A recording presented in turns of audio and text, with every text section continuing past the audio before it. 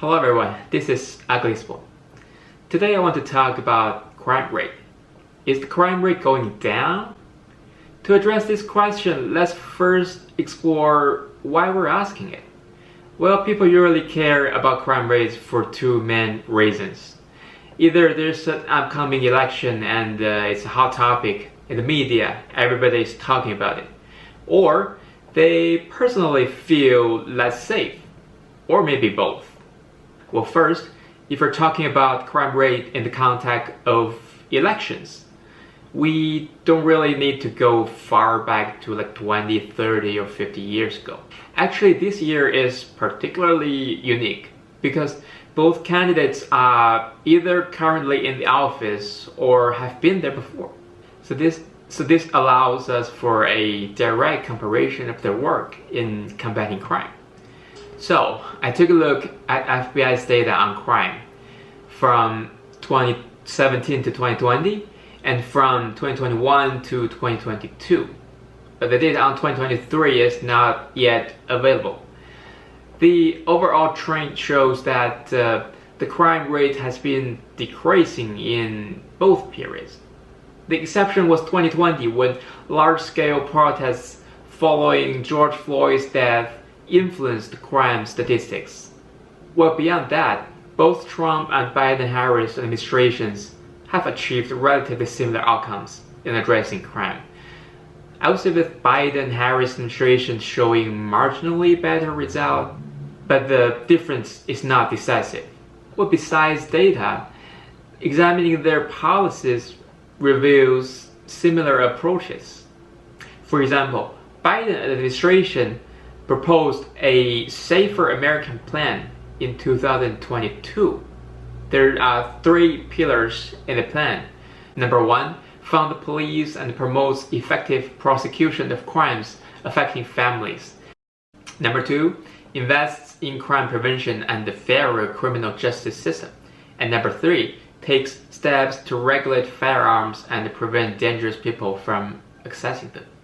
Similarly, the Trump administration in 2020 summarized their crime prevention policies in three aspects. Number one, signed landmark criminal justice reform into law.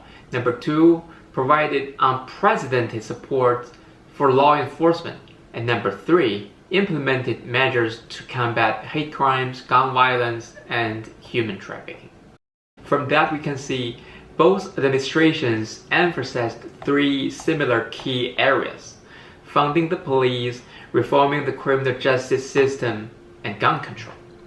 Well, although they focused on different aspects of criminal justice systems, that's another topic. Well, the other reason to talk about crime rate is that probably we personally feel unsafe. This is where we shift from national data to specific state. Well, let's take New York, for example. That's where I live. In New York, it followed the national trend before the pandemic, but has seen a rise in crime rate since. Similarly, California, which also has a large Chinese American population, shows a similar increase. So for New York and California, both major blue states, the crime rate has been quite different from what the national data is. Well, I also looked at some major red states, for example, Texas, Florida. Their crime rates largely aligned with the national trend. In addition, data from swing states that could influence the presidential election reveals that most follow the national trend. Beyond data, I also want to talk about what I call two myths about crime rates. The first is that someone would argue it's just a matter of perspective that the crime is rising, which is simply due to smartphones, people taking videos, pictures, and social media magnifying specific cases. Well, we just compared crime rates from 2017 to 2022.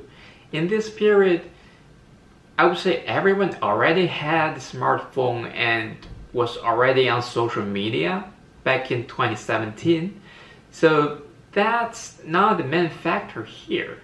Actually, if people in New York or California feel that crime is increasing, they're absolutely right. We just talked about the data, which shows that crime rates have been going up. Yes, the feeling of safety can be subjective, but it's often based on objective data and real experiences. You can't just tell New Yorkers pointing to the national data that, hey, the crime rate is going down. That's simply not true for them. Take myself as an example. As someone working in the news industry in New York City, I've noticed a rise in incidents like people being pushed off from subway platforms. And the data supports this. There are more cases now. We now frequently encounter aggressive or unstable individuals on subway platforms, a situation that was much rarer before the pandemic. Well, statistically, I understand that it is still safe to take subway generally, but it certainly feels less safe than it did before. Both are true. Plus, the rise and the criminal activities related to the 2020 protests after George Floyd's death have likely shifted some people's sense of safety too. Another myth I would say is that illegal immigrants are responsible for the rise of crime rates. Some people say they bring crime to the US, while others argue that crime rates among illegal immigrants are actually lower compared to US-born citizens and legal immigrants. The data actually supports the latter. However, this argument misses a key point. I've discussed the illegal immigration issue in a previous video, which I link here if you're interested. I would say the real concern might be with recent arrivals, those who crossed the southern border in recent years. Although they make up only a small portion of the overall illegal immigrant population, they're often in the worst situations. Many of them don't have work permits and their future in the US is uncertain. That would lead some, especially young adults of illegal immigrants, just wandering on the streets of New York City or some major cities and doing nothing.